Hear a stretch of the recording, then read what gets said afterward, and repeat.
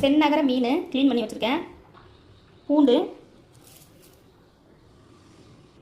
எலுமிச்சை பழம், சின்ன வெங்காயம் உரிச்சு வச்சுருக்கேன்.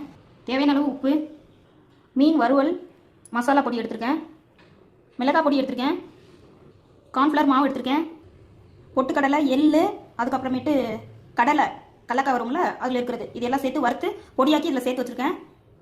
அது எல்லாம் பவுடர் ஆக்கிட்டேன், அரைச்சிட்டேன். இஞ்சி பூண்டு பேஸ்ட்டு இதெல்லாம் அரைச்சி வச்சுருக்கேன். இப்போ இதை பிசைஞ்சிட்டு மீன் இதில் போட்டு பரட்டி எடுக்க போகிறோம்.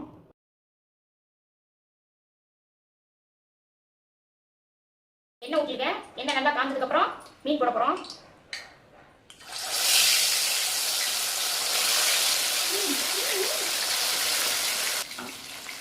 மீன் ரெடி. இப்போ நம்ம மீன் எடுக்க போகிறோம்.